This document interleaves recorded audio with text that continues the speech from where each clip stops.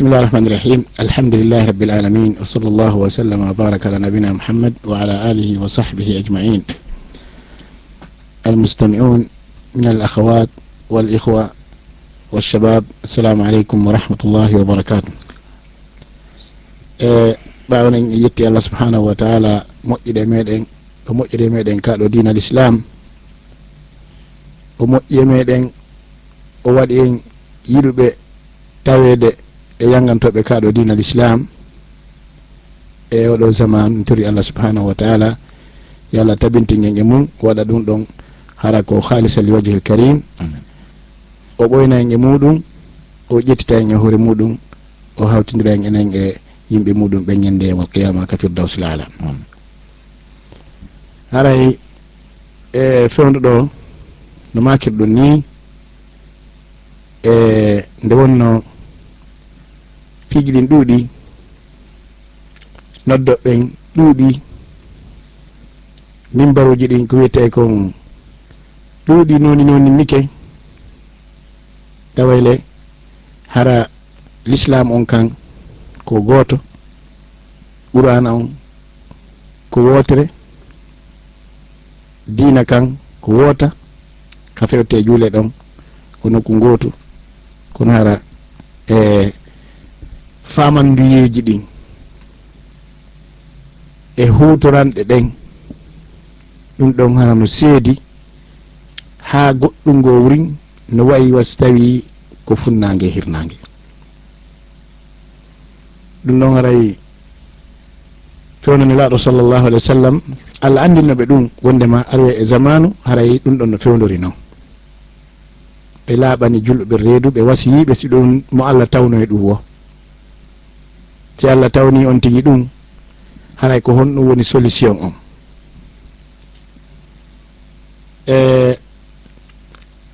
si innama ɗo joni enen fof koen julɓe ɗon yeddo wala.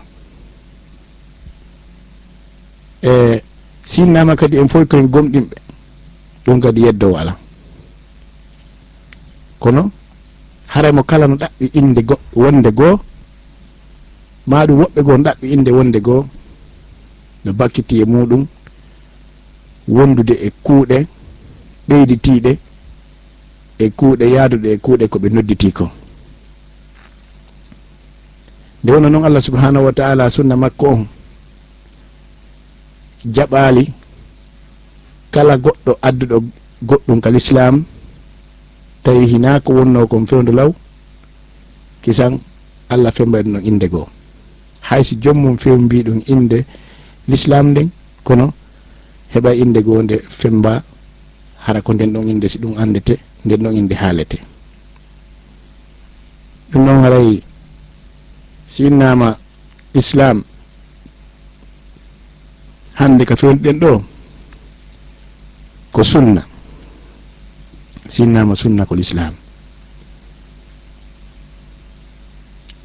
nelaɗo sallllahu alayhi wa sallam ɓe maki e hadis mo anduɗen en fof lolluɗo wonɗo ka sunanu tirmisi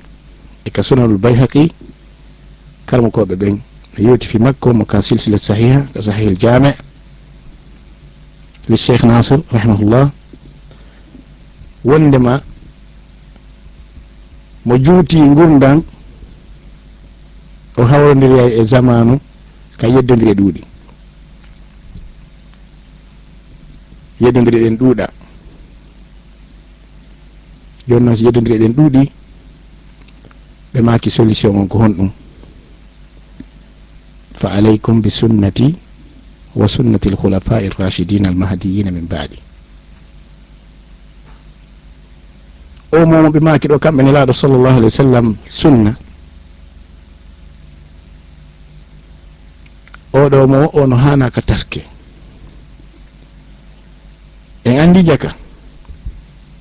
yimɓe yeddodirɓe ɓen fof ka l'islam funnangue e hirnangue nano e ñaamo dow e ley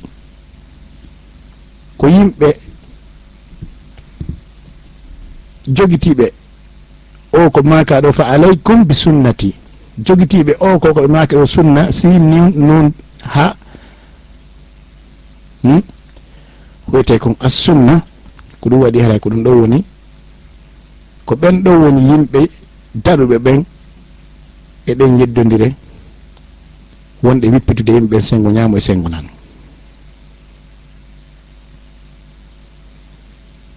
si innama noon joni ko honde woni sunna se ndaari télé makka pat pratique kamɓe ne laaɗo sallllahu alih w sallam ɓe firi ɗum tigi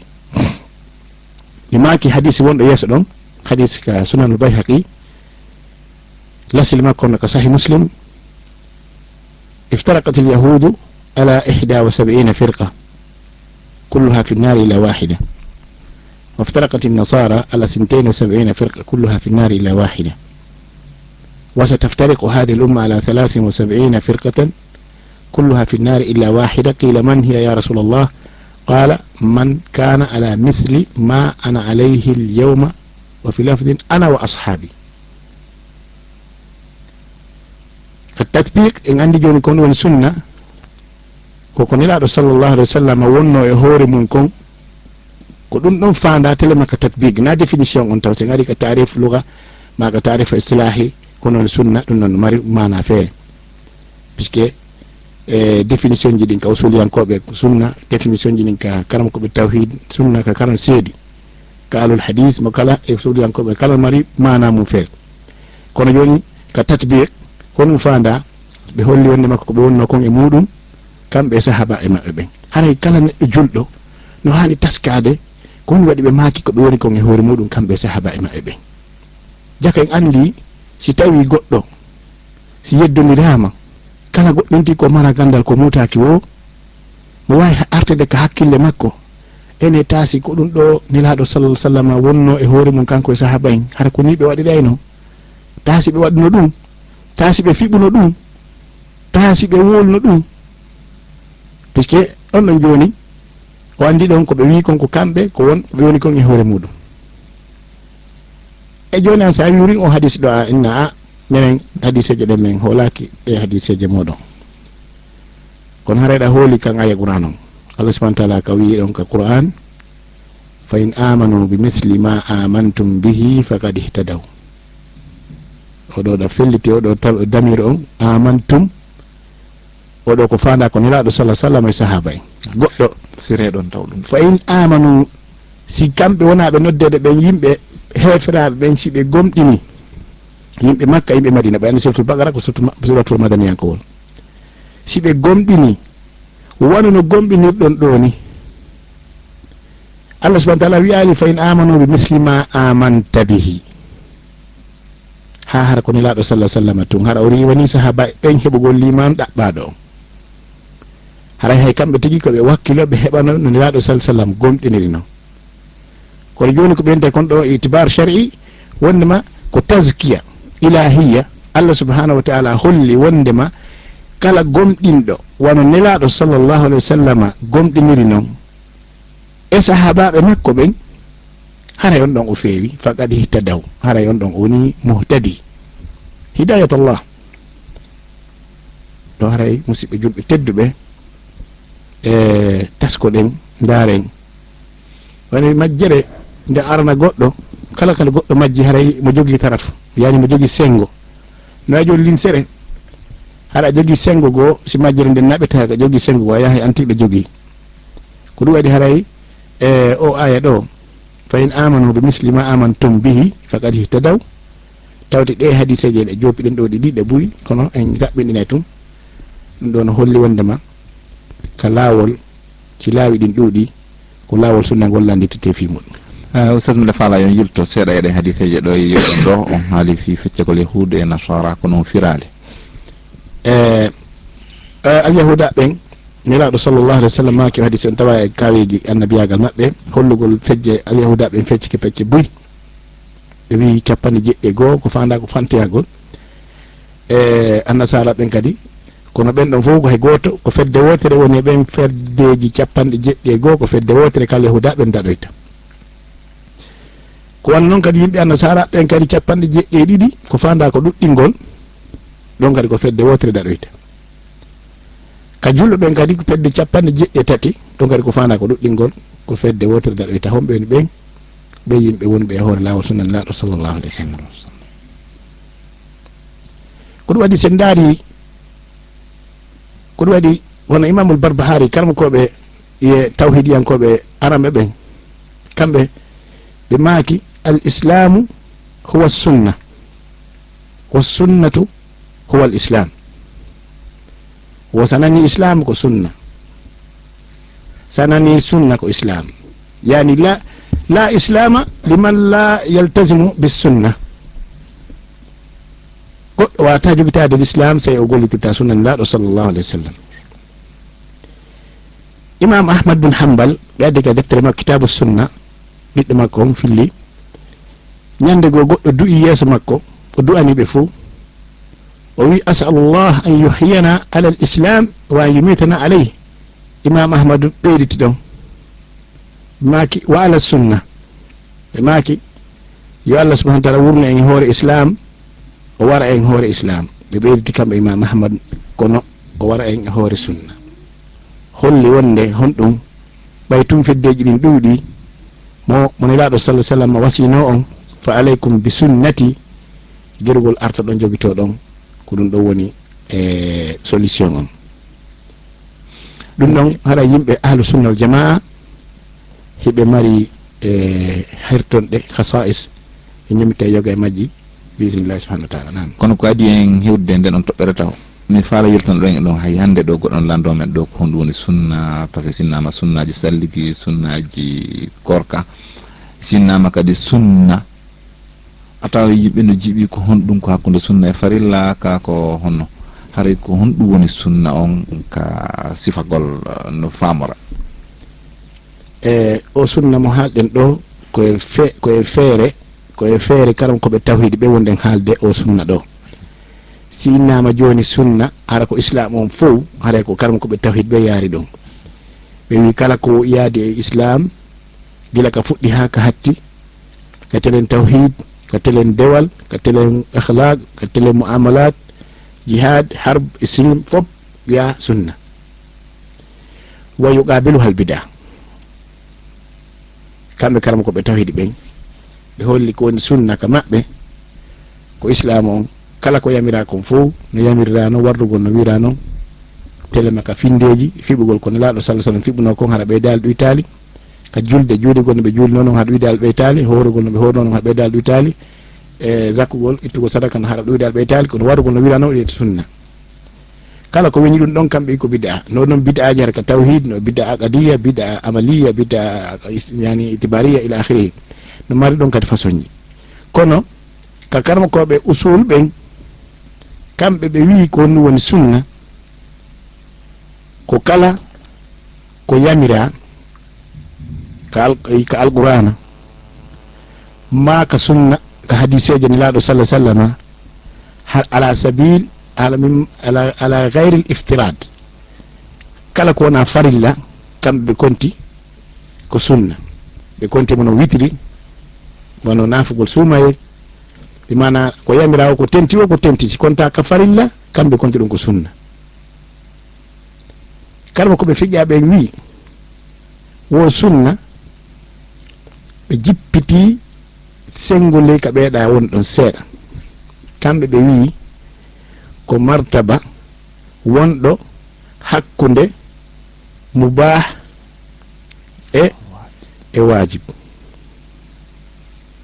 hakkude ko dagi e ko waɗɗi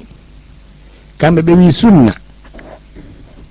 koko tawata sa waɗi ɗa mari baraji sa acci amara bakkatu ɓe mari noon ton ko wiyete sunna mu akkada maɓɓe on no yaadi e sunna usuliyankoɓe ɓen kono si woni tun sunna simple ko ɗum ɓenta mustahabu ma mandubu ma ɗum marghubu ilayhi sifa wona noon haray ko ɗum ɗo woni telen makka karam koɓe fiƴa ɓen ko karam koɓe hadis ɓen ko ɓen ɗon wi ko woni sunna koko baka ene laaɗo sallah sallam fodike ko wuɗi maka kuuɗe maka findeji e ko nandi muɗum idan tele maka définition en andi karam koɓe tawhid ɓe ne mari définition mum usuliyankoɓe ne mari définition mum fuqaha ene mari définition mum ɓe hadis ɓen ne mari définition mum ɗo joni haray si waɗama itlaq si innama joni as sunna fewde ka wonɗen ɗo ko mimbar ka wonɗen ɗo ni ko fandilen ko définition tawhidiyankoɓe ɓen puisque ɓe wi wo si waɗama itlaq haray ko yo faame ka lasli ɗo ni kalmo koɓe tawhidi ɓen sinnama joni aleykum bil kitabi wa sunna haray ko kitabe wa sunna ɗon ko fanda sunna ko kullu l'islam يعني القرآن وكل ما أمر الله من خلال القرآن أو من خلال السنة ومن خلال الأحاديث إلى آخره. إذا مسلم جل بتدوي sen ƴetti oɗo mo en joganike hoore men yimɓe ɓe majjintayi si goɗɗo emo ya waɗi goɗɗum alan ene ɗum ko sunna kala ko watta ha guera anda ɗum siko sunna ɗum woni fi ha Allah fawali ɓen fof ɓe jannguɓe heɓa gandal ngala kono waɗani ɓe piiji ɗiɗi o hokki ɓe haqqille ɗiɓe sennidirta hakkude jannguɓe julɓe ɓe nonɗuɓe hoolaɓe ɓen o addani ɓe kadi landeteɓe ɓen ko ɗum waɗi joni an sa Allah no hokkuma lawol no landora no hokkuma landeteɗo kono sa inni a suɓatta ala hara ɗum a waɗali devoir ma ɗum woni hara ɗen tori musidɓe julɓe tedduɓe ɓen fof kala yo andu ko ngesa makko on remande hoore makko fi goɗɗo ari ɗo joni wooli saboti ɓeeto ma saboti ɓeeto fino heɓira jama ko an wona waɗe comme an woni marchandise o teno goɗɗo woli ɗo goɗɗum ha tawi ko an wonoyte worɓe yamato sa'aru henne yiita ngengde hoɓɓitirete ɓentigi ñande yamal qiyama haɗa ɗon ko muskila monnani iɗen musidɓe julɓe tedduɓe en toriki Allah subhanahu wa ta'ala yo Allah faami en dina meɗen kan waɗa en yimɓe ahlu sunna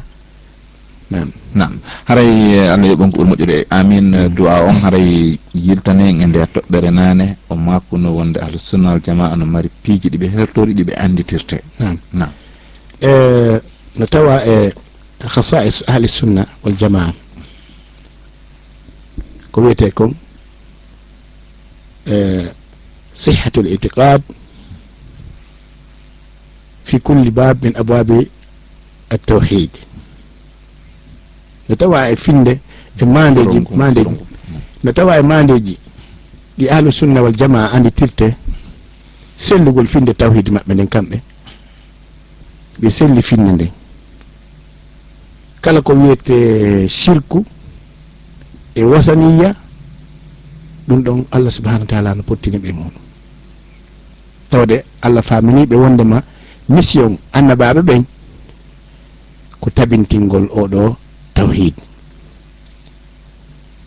Allah subhanahu wa ta'ala wi walaqad ba'athna fi kulli ummatin rasulan an ya'budu Allah wajtanibu at-taghut ahlus sunna wal jamaa hinaɓe yimɓe waɗa ɓe shirku ma wurni tayɓe laawi shirku yankoji woni mawningol Allah subhanahu wa ta'ala كويتكم تعظيم الله هذا باب أغفله كثير من المسلمين أو ممن ينتسبون إلى الإسلام من بوي هندنو ودتي مانو نسالي في مونينغول الله سبحانه وتعالى هبه مونينا يبيجيغو tawta nelaɗo sallallahu alaihi wasallam gurna mabɓe ɗan fof ko ɗan feƴƴi ko fi tabintingol tawhid e fi moningol Allah subhanahu wa ta'ala sa joni goɗɗo no waɗa fi honno wiyete mahugol qabru ma argol wango e qabru ma noddugol wonɗo e nder qabru ma ɗum faabinol golmo hay so nelaɗo sallallahu alaihi wasallam hay ɗum ɗon ko hollugol wonde mawɗum ko famal tawhid ko yeeso men on fof Abubakar wi radiyallahu an man kana ya'budu muhammadan fa inna muhammadan qad mat wa man kana ya'budu Allah fa inna Allah hayyun la yamut nenaɗo sallallahu alaihi wasallam o fatike alayhi salatu wassalam hay hunde ala ko nelaɗo sallallahu alaihi wasallam ɗaɓɓirte ka aduna ɗo fewndo ɗo nini sina ɓanginangol en ko ɓanginan en kon dina kan ko acciri en kon ronatiri makko ndin ka telen huda peewal kono hara yimɓe no jogui du'aji ɗiɓe jangata hiɓe ini ɗum du'aji adiyatu ziyara walla adiyatul istighatha binnabi sallallahu alaihi wasallam walla bi jahihi walla bi sharafihi bi makanatihi inda Allah manzilatihi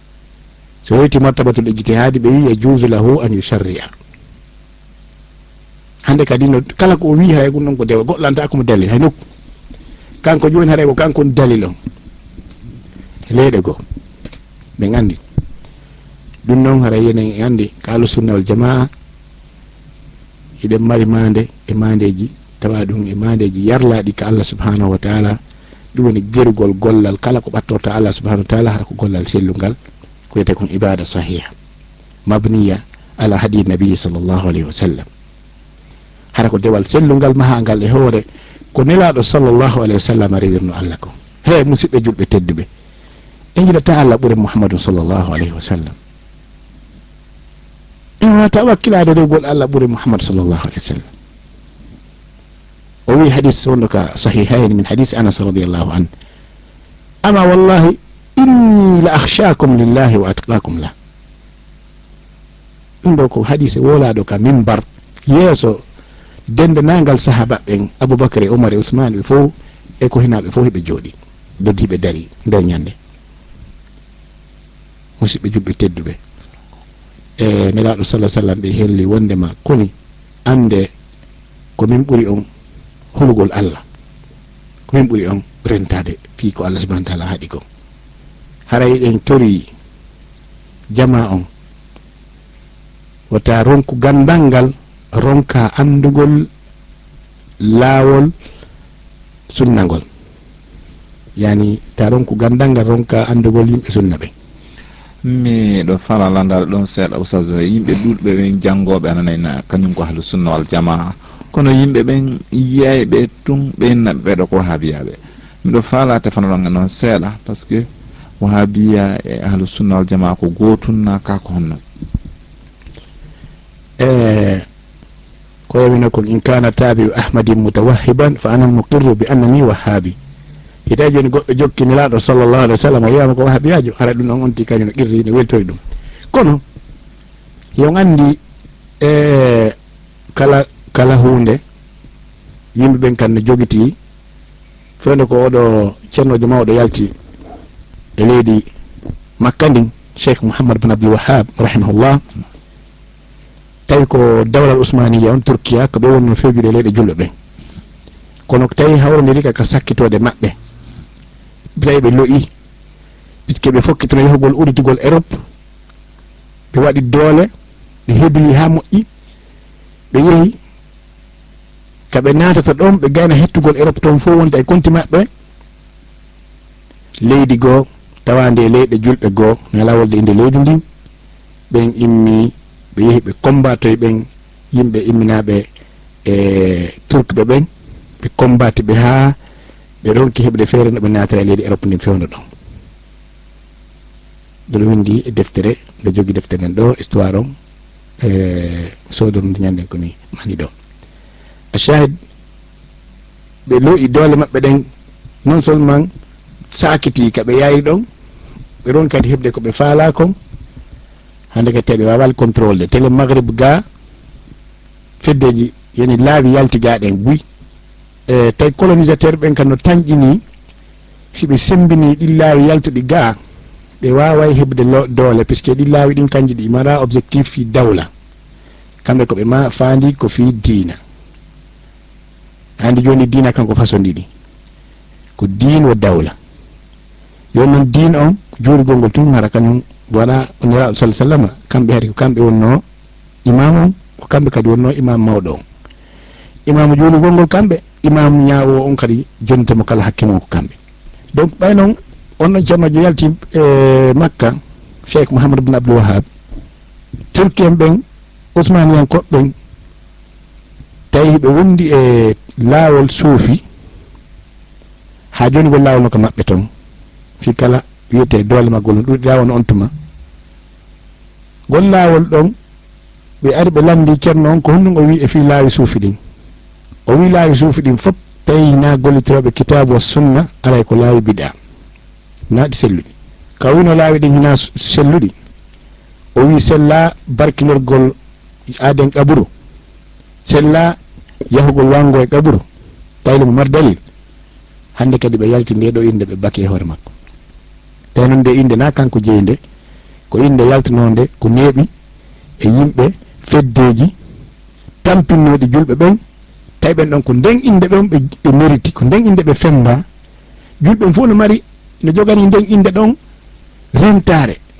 ka fi nden inde wola o no hende sinnama terroriste ka ɗum wola o fof pottoto donc nde mo nden inde baka o hande ɗo ɗum haray ko gontanamo la ɓoytama ɗum ko honde ko wiyete cour pénal international andi hara ɗum compliqué donc so inde nden hinde anda hinde wooda kono ko yimɓe ayɓe islam lorunoɓe islam tampini julɓe ɓen e leyɗe ɗen boyi donc ɓe ƴetti nden inde ɗon ɓay tun oyano inna Bun Abdul Wahab ɓe ƴetti ɗon ɓe takki ɗum ɗon e hoore makko kono kamɓe tigi ɓe andi wona anniye wona sahih na inde sahih wona inde nde o yerti wigol goɗɗo ɗo wahabiyajo wona wahabiya yagal windanogal ka deftengal woni ɓe wonɓe wiyeede wahabiya hande wona to wigol goɗɗo wahabiya e kanum koɓe hay cheikh fo cheikh Nasir al Aql docteur Abdoul Karim Nasir bin Abdoul Karim lakma deftere la wahabiyata fi l'islam ɓe joginde ɗo hono woni firu ɗum wo wigol goɗɗo ko wahabiyajo ɗum a windaki nde inde ɗa ko inde inventade ko Ousmane en koɓen inventine fi toningol dawa cheikh Mouhamadou bin Abdoul Wahab ɓete kan aɓete ɓe nen al mouhammadiyuna puisque ɓay ko mouhammadou wiyete ɓe tawi so ɓenima mouhammadiyuna yimɓe nen onon ko honɗum onon ko homɓe koye goɗɗo go landino ñande go sudango o wiɗa yimɓe ñande go meɗen jooɗi o wiwo ɓe yeehi mawludu te noon ceerno on kanko o jaɓa mawludu mo andi mawludu ko bida ɓe jooɗi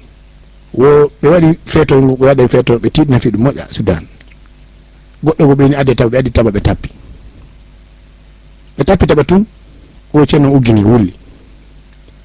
goɗɗo gon kono oɗon wullude ɓeere ɓe landi ɓen ko non wullata on wo komi ko few ko fiyanilaɗo mi andite o ene fewnanelaɗo ha taɓa tappete o a wonan ko fewnon tappan ɗon taba o on tappi taba on anda si nelaɗo tappa en taɓa so tappata ɗon tappade taɓa o wimi wo ɗum woni saabu yimɓe ɓooyi yalti e lawol waɗugol feeto mawludu puisque ko ɓe landi ɗon o landi hakkille mo ko noon aw ko fewnon tappan ɗon joni o sikki o andi tifinilaɗo en ko fewnon tappan ɗon o miji awañani fewnonaɗo ha taɓa tappete ɓe andi tigui san fewnonaɗo ha taɓa tappetake donc ɓe andi jaka koɓe woni konko fenade ɓay ɓe tappude taɓa yimɓe wulla ɓe andi ɗum noon ko bida beet ene noon haray joni si goɗɗo wiyama wahabiyajo koyo jaɓu ɗum ka kon o jaɓoto bon ɓay joni si woni fi watta on tigi woni polémique kawon yawuma yeddodire on tigi no wawi selde ɗon ɓay hay ɓe innima yo joni ɓe innima intégriste ma ɓe innima extrémiste ma exagéré ma honno wiyel kayda si waɗin piñi ɓe ɗaɓɓa inde bonɗe baka on tigi tahaji ma na yawon sa innali be défendoɗa sina hara ko ka télém scientifiquement hara joni koye conférence ma koye dars ma koye muhadara scientifique ɗo haɗa wawi démantude as plus b holla wondema tigui o haaɓiya ɗum ɗo ko inde inventade fedde si ayankoɓe aranɓe arnoɓe Égypte e sakiti ari nder leydi makka ndi ɓe waɗi ellaji buy e tawanno ellaji mabɓe ɗin ko ɓe ari ɓe warugol julɓe ɓen ha ɓe warno julɓe moƴƴa fi forcegol yimɓe naada ɓe lawol maɓɓe ngol kono Allah wallali ɓe joni seeɗa tam seeɗa Allah waɗi ɓe foola a shahid ƴettugol nden inde ɗon baka e hoore julɗo moƴƴo gonɗo gollitide defte Allah sunna ɗon haara ɗum ɗon ko fi mbabi tamfir fi pottingol yimɓe gon tigui kono alhamdulillah wontani ɓe waba e hoore maɓɓe puisque joni turkiyanko ɓen tigui e hoore mum ɓay ko ɗe balɗe ɓe jooɗi ɓe waɗi étude ɓeni ha ɓeni joni kamɓe kadi ko ɓe waɗa tasdir al mazhab ɓe yaltina ɓe jooɗi ɓe ɓeni ko ɓe waɗa projet fi yaltingol dina maɓɓe kanka yaasi puisque har ɓe mari probléme dina maɓɓe kan ala yaltude nder leydi ndi ɗon joni ɓe heeɓi jawdi kamɓe kadi ɓe yalta ɓe darna l'école ji ɓe darna juuɗe ɓe waɗa ɗum ɗo ɓe yaltina production ɓe waɗa propagation fi dina maɓɓe kan kono yente kamtinaga ko ɗonte kon koko laawi joni argol ɗo inna ɗo anade ɗo lawol tasawuf ko lagino ɗo goɗɗo yewata e gayka o naata e gayka ɗum noon so yi gayka hen heewi wontan nan haray ko waɗi simiɗo lando ɗum mi nani ñande yewtereji buy ɗo ka journaux ji ka site internet ka ɗuma ɓe wiya hakkude wahabiya ɓen e suufi ɓen wakko wasi tawi ahlu sunna wal jamaa wonti wahabiya ɗum ɗon fottanama ko ɗum ɗo waɗi siyara miɗo faala ɗon ɓuura hentanade jendotoɓe ɓen fiyoɓe andu ko honɗum woni honɗum bon fayda ɗon andi yimɓe média ɓe ɓuri ko ngare ko fayda si ɓeari e lié ko ɓe darta ko yimɓe apparence yimɓe ko wona wolede ko ma milié on ko wona wolede ɗon ko ɗum ɓe hoccata ɓe ɗumanno surtout enen kamen ga ɓaydina kam ka protége ka wente kon himaya dini ala ma nahe ilamiya on ko leyɗe Arabie Saoudite par exemple goɗɗo wata ilamiyan ko ñom yimɓe yaade média wota ko woli hordina kanko ɓe hara no woodi ko wiyete kon journal be journal mari ko wiyete conseil mouchechar dini kama dialla hara on ɗon o wawa wade moura'at ko feƴƴat ton ko ha bonnali inde dina kan kono ga goɗɗum ngo waɗa ha excita yimɓe ɓe waɗa guere hara na ko waɗayno guere yani joni innugol ɗo joni goɗɗo wahabiyajo fayda tigui tigui ɗum ɗo na ko moƴƴi joni haray kadi oustaz on sifke seeɗa fi ko hertani yimɓe sunna ɓen ka sifaji haray hiɓe lolliri wiyegol wonɓe teddinta dina ko mawɓe wo jokkuno kon ɓene aaki haray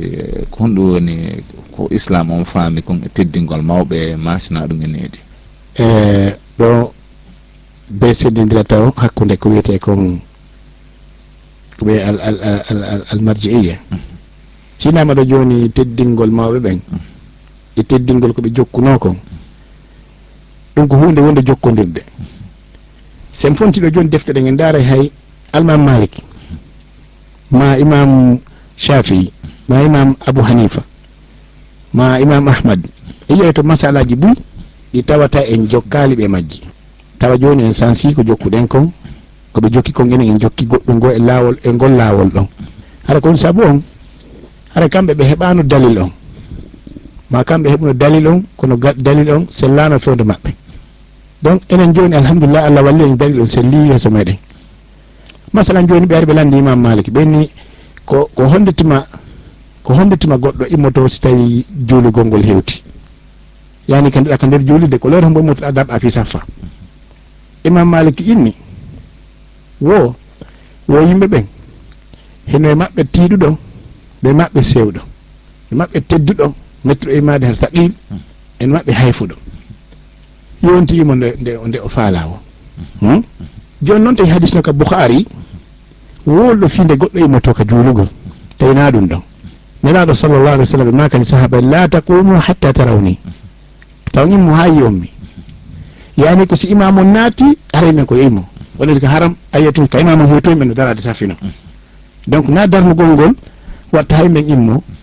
woɓɓe acci ha si fuɗɗama darnede ɓe heeti kadi qamati salat ɓe immo kono ko selli kon ko si onti koyo immo si imam on hewti donc a shahid imam Malik kanko wi ɗon ko yontigui immo nde faalawo ande joni si en ñiniɗi joni ko yontigui mo nde faalawo hadis o waɗano ka Bukhari la taqumu hatta tarawni piiji ko hollugol exemple won joni mo men ɓe mbuye maɓɓe hari kamɓe ɓe jaɓa wondema tamugo juuɗe ko sunna ɓe wi wondema ɗum no aña ko nari ka Mukhtasar Khalil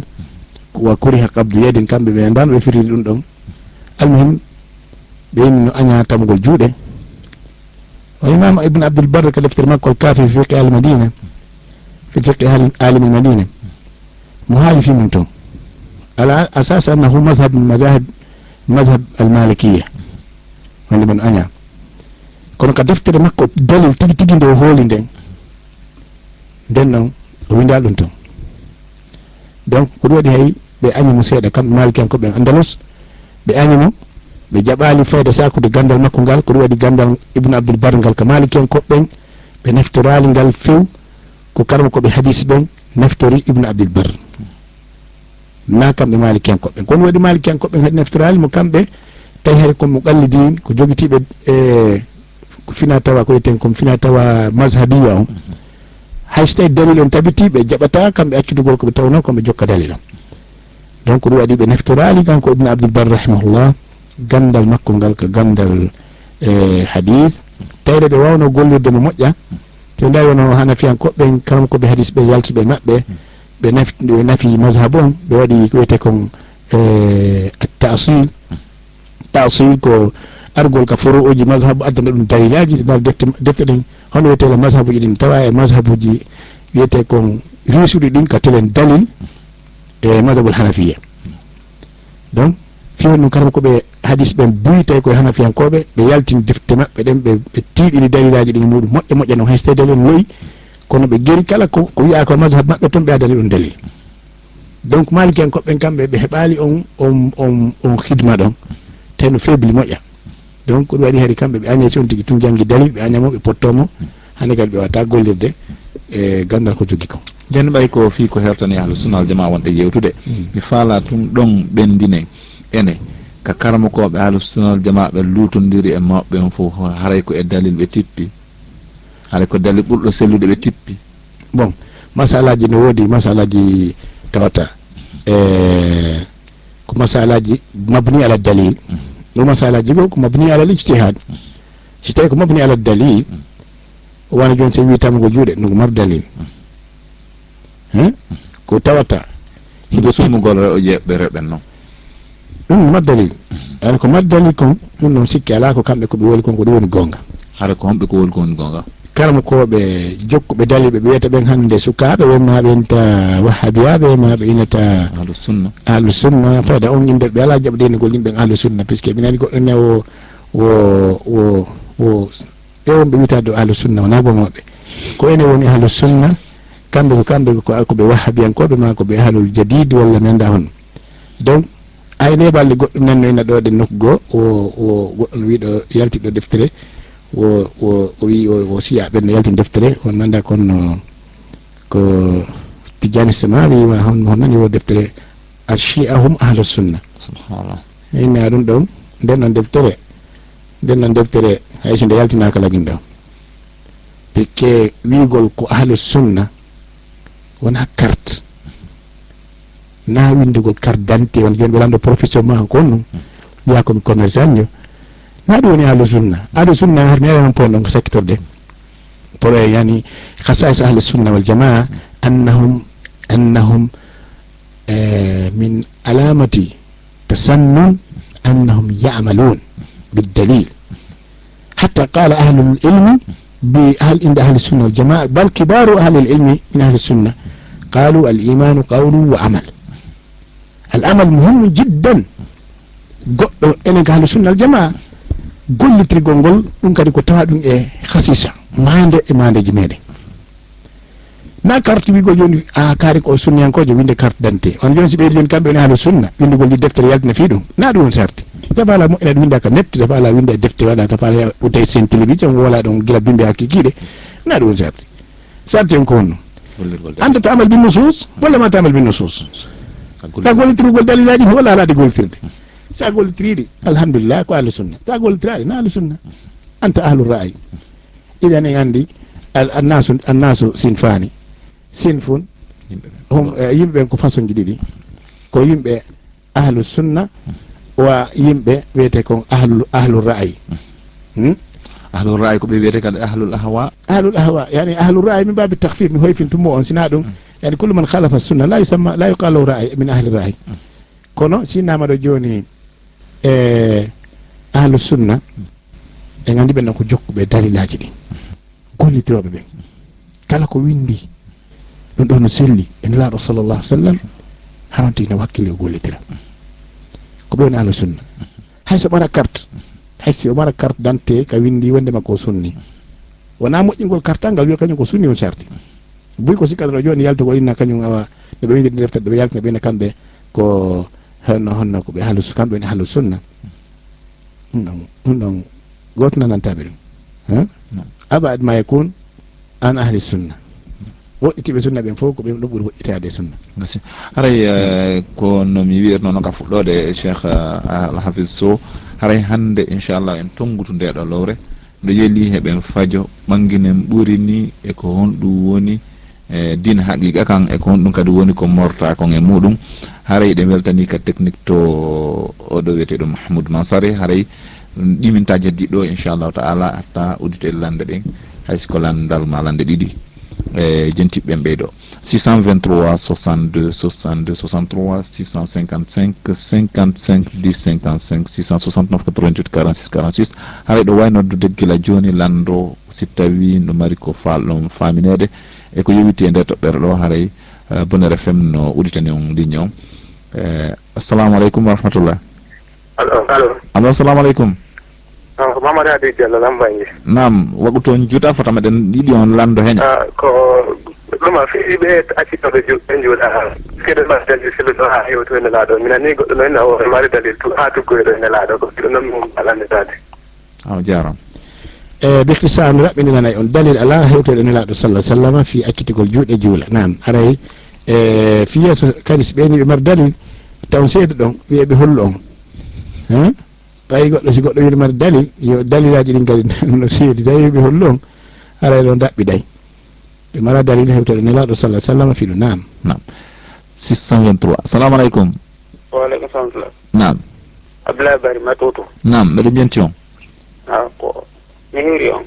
Awa yo Allah mo ko moƴƴi. jazakallah khair. Assalamu aleykum. Waaleykum salam wa rahmatullah. Milla morɗo ko Safiyatu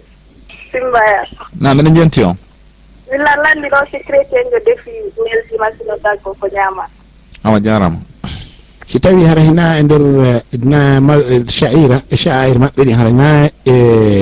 defugol wona joni hande ni mo defi so defi hande nelde ma sellata par ce que ko wi hanki hari ko ñalande diine maɓɓe si tawi ko feeto e nder feetoji ko ɓe watta ko so waɗi feeto ma himo horuno o juuli ma himo juulino ma ɗum iidi ma ko nandi e muɗum kala ko yowdiri e diina maɓɓe kan so defi goɗɗum ma o hirsi goɗɗum joni ma sellata ko ñama amma noon sey hara o nelde tumi babel ihsan hara ko moƴƴagol tun e ma noon ella ala e muɗum hay imam ibnu mubarak no hodduno e alyahudajo hay o neddeno paykol makko koye ñande oñen nam 623 62 62 63 assalamu aleykum. Assalamu aleykum. Waaleykum salam. Naam. Ko Mamadou Bobo. Menen jenti o naam. O landal mi landi fi affaire kalwa saare no ɗumanni a naatu kon kalwa. Ari ko noon mi landi simo. Assalamu aleykum. Waaleykum assalam wa rahmatullah. eyi kalwa andi kalwa ɗum ko no mari manaji ɗiɗi kalwa arano on ko wi ko ɓenta kon joni on tigi no ƴetti goɗɗo no mari ko adadu ko wiroto ɗum ɗo mi anda fi ɗum no andi ɗum ɗon no nandi e noddugol seytan e haajuji adnayankoji ko yimɓe go natta ɗum noon harmi amma joni ko goɗɗo innata joni labudda an yahulu bi rabbihi sa'a aw sa'atayn aw 10 ayyam masalan so yehi joni makka o jooɗo ko suudu kaaba toon mo jangga qur'an mo janto inde Allah siko ɗum on khalwa ɗon ɓe faandi en ɗon khalwa sahiha amma joni waɗigol ko ɓe watta ko khalwa kaari naate khalwa har ɗon mo yiyetake mo jokki mo wirdade toon fi mo faala leydi ma mo faala goɗɗo yahu Amérique ma mo fi visa ma fi Angola ma woɓɓe won nanga toon fiiɗo ɓe hetto o jooɗo ina wirduto ɗon haande ɓen ɗo yalti o ɗum ɗon aray kon ɗon ko shirque en fi isti'ana bi ghayri llahi subhanahu wa ta'ala ɗen noon tawa e wi nane min alamati ahli sunna wal jamaa annahum salimu al aqida nam 623 62 62 63 assalamu aleykum. Assalamu aleykum. Aleykum salam nam. O labarana badi simante. Nam. de ɗon joni fi par exemple si jaati jomi ha ɓe ini mi falana kade ɗo si sagi wona ɓe ini ya gon ka yenade ɗon toro Allah innamo Allah yaafo so tawi ɗum no arayno tagi awa jarama so tawi a tawanoka surrugol ngol e ari a tawanoka ko surra ari yaha ka makko ka wonɗon e duwanɗamo illa ala e muɗum madama e tawanaka surdugol ngol ma har ko musidɗo ma heɓɓiɗo nelaɗo sallah sallam ɓe yewna ɓe duwani e sonnaji fittenoɗo julde nden ɓe hikka gaɓuɗo makko ɓe duwanimo ko ɓuri moƴƴude sa nani ka nanɗa ɗon duwanɗama ɗon ko ɗum ɗo woni ko selli kon e ɗum ɗa kadi illa ala e muɗum nam 623 62 62 63 nam assalamu aleykum. Waaleykum assalam. Nalato. Alhamdulillah. Ko jallali depuis Abdoulaye. Naam. Mi faala faamude ko hombo yani newnana juulɗugol e paɗe est ce que on juuliɗo ɗon kadi e paɗɗe mo newnana honugol imamu woɓɓe jarama ara kañum no par ce que ɗe balɗe ɗo ɗum heeɓi min ko waɗi goɗɗo no julniɗo famike landal ngal famike landa juulɗugol paɗe no ko sunna te paɗe ngal no laaɓi ni laaɗo sallah sallam juulidi e paɗe ɓe makirin juulide e paɗe mon ɗen si on tigui hewti no salligi mo wawi darde kasengol ley koñal ngal o waylita koƴal ngal o daara ley toon tawi soɓe ala toon ma ko nefini ko tata mo sikkitiji ko soɓe sina soɓe ara mo wawi julde e paɗe ɗen ka selli ɗo yo juuludu paɗe ɗen selli ka o julna parce que si julde makko nen sellali honno o julnuta goɗɗo si nde selli kanko tun on hay no sella ka o julna nam alo salamu aleykum. Salamu aleykum. Aleykum salam. Nam meɗen janti on ala to alhamdulillah mi tan mi tori ko yano awa yalla bon ko moddi ko landal ma ton de bon ko wobbe go ikamen nan yewta do landangal rabbindino ton woddi ko moƴƴa landangal ko fiwo si sonnajo joni si tenga muɗum hara e dewgal hakkude makko modi makko taƴi kew aha nam joni en faami ko ɗon arno ko yewtere ɗum noon so jikade seeɗa hakkude yimɓe ngaade woɓɓe sonnaɓe ko falnoɓe hettude o remulno jontude tengeji muɗum awo jarama wiye raɓɓinde mbiɗon mo jonniti teŋe muɗum ɗen haray e hoore tottagol hoore muɗum haray dewgal ngal bonni amma no joni te mudi makko miskin mudi makko no haton jini e mbuɗo ƴetti onno mi okkima ma mi ñawlima ma jaɓu ɗum ɗo ha haajutora ma tigita jonnan goɗɗum komi mara ga he an hiɗa haton jini yani na jonti gongol woni sarti indegol dewgal ngal boni kono so jonniti teŋe ɗen e hoore mo andi ko faandi ko yo hetto hoore makko ɗon haray woni hulu si gorko on jaɓi kasi o jaɓali ɗon haray ko obligé jaɓugol puisque c'est islam no force no obligé mo jaɓugol koyte kon hulɗo ko mulsim wonande gorko yani sonnajo on kanko kadi so falama sedde modi makko mo newna o mari ngol lawol ɗo ngal o lawol ko forcé yani nayi o maraki suwa sinara ko debbo on yiltiti nam ala fa hen 623 62 62 63 nam assalamu aleykum wa aleykum assalam nam ala ko lamɗi ɗo ɓe mako inane si wondema mawludu on ko bita tawi noon bimɓe on mi jentike ɗo radio ko ɗum wono on kala wiɗo mawludu ko biɗi ara o perdi aduna lahara aray ko on ɗum woni ko selli e muɗum barakallah fik wiɗo mawludu ko bidda wara o perdi aduna lahara ko ɗum waɗi e wowloɓe goo ɓe wole hara ɓe sikka noon ɓen ala faamu ko siɓa ɗum noon haray ɗum noon ko tawa ɗum e wolo fantingol eno fantinagol haray tigui on ɗum ɗon sella mawludu ko bidda ɗum noon foti noon ɓe jaaɓi wonno ɓe jaɓali sella waɗugol so waɗi ko bakkat wodanma e muɗum haray ɓe rentina jama on waɗugol kala ko tawata tabitali e hoore lawol no lawɗo sallallah sallam ko waɗi sa goɗɗum ko fiya e baraji sa waɗi ko bakkat heɓata haray yiya rento ɗum noon haray ɗen toli Allah subhanahu wa taala yo Allah waɗe yimɓe sunnayankoɓe gollitroɓe dalil ɗaɓɓitoɓe gonga tabita e hoore muɗum ha ñande Allah subhanahu wa taala ƴettite nam amin haray ko ɗo wonde waynodirde weltanike cheikh alhafizu sow eɗen andintina wonde ko Bonheur FM on ɗon jentade ka micro ɗo ko Dieng Mouhamadou Dianka technique ko Mahmoudou Mansari haray fahin hiɗon jeeja hiɗon weltana hiɗon torana kadi e heɓugol baraji jentagol Bonheur FM haray ko ɗo wonɗen ha addi hande assalamu aleykum wa rahmatullah